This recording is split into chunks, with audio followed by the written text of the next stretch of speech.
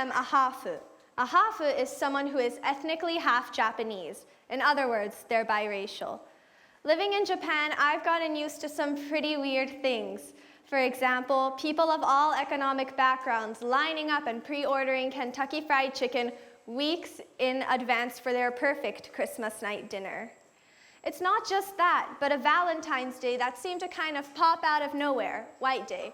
Of course, I'm not complaining because, more chocolate is never a problem.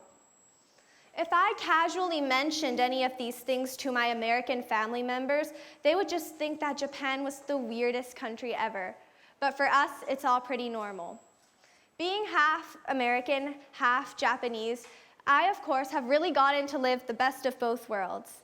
But I've had a number of cultural identity crises along the way. There were, for example, times when I wanted to be full Japanese, like those kids in my Japanese town. So I would, as dedicated as it sounds, wake up at 7 a.m. every Sunday morning and watch Pokemon so I could fit in. I also refused to speak English. There were also times when I wanted to be like those American kids on Disney Channel. So I really wanted to have my own lemonade stand. Unfortunately, that's illegal in Japan, so, didn't really work out. But I want to ask you all a few questions now. Who here identifies as biracial? Okay, keep your hand up. Who here has lived in more than one country? Keep your hand up. And who here speaks more than one language fluently? Okay, I'd say we have quite a multicultural crowd here, and that's really surprising, because if you look at this orange graph, which looks at the whole Japanese population, only that little blue slit, that 2% self-identify as multicultural. If we all here accurately represented the Japanese population, only like 5 to 6 of us would actually have our hands up. So it's kind of clear that Japan has not yet opened its doors to the multicultural community. Let's look at Ariana Miyamoto, the victor of 2015 Miss Universe Japan. She has ever since her victory been heavily criticized for being half African American, half Japanese, and winning a competition that seems to be for only Japanese-looking people, even though she identifies as Japanese. It's not just people in beauty pageants, but people in politics, in representation. Rengho, the leader of the Democratic Party in Japan, was also criticized for being a dual citizenship. She therefore had to get rid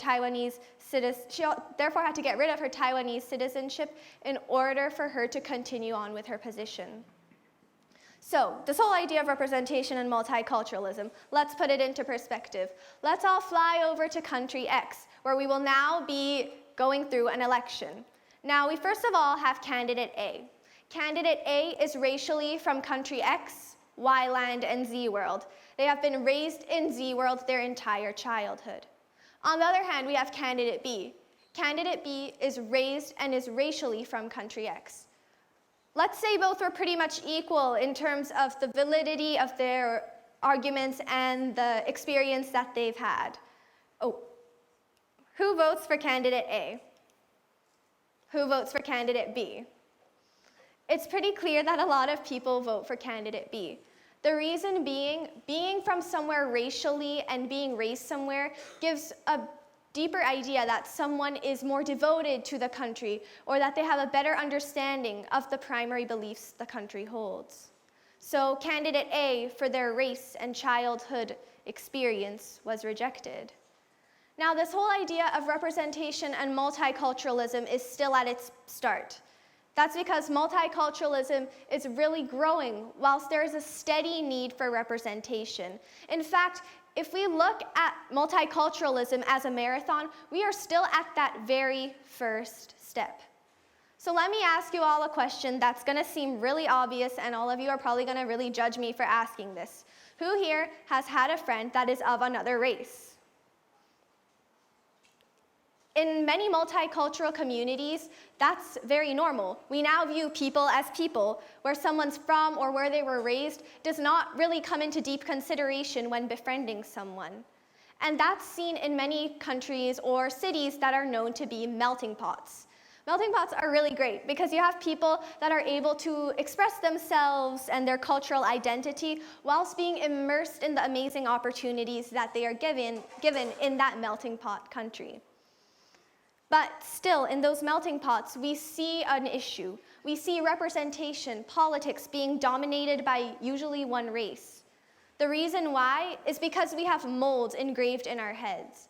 When we think of someone from a country, you usually think what they look like, what they sound like, and even maybe how they think. If you believe that you don't have any kind of mold engraved into your head, try to picture a Japanese person. You probably wouldn't picture someone like me. Maybe as a multicultural person, you feel as though you don't fit into a mold either. Maybe you feel like bits and pieces of you belong in other kinds of molds because of experiences or other kinds of, life experiences that you've had. So being a hafu, which literally means half, I always thought that I was half of a whole American person and half of a whole Japanese person. I really wanted to pursue a job in politics or international relations, but I for a while thought that that wouldn't be possible because I'm too American to be Japanese and too Japanese to be American. But what I realized and have been told by so many more people that are multicultural is that we need to stop looking at it like half. We need to stop looking at multicultural people like they're fractions or percentages. Rather, they are doubles, triples, quadruples, you name it. By doing this, we allow the growing multicultural community to be able to express themselves without having to deal with cultural identity crises or being bashed for trying to represent people that they may not represent racially wholly. With multiculturalism increasing, I am very sure that this ideology will definitely bloom and blossom like a beautiful flower.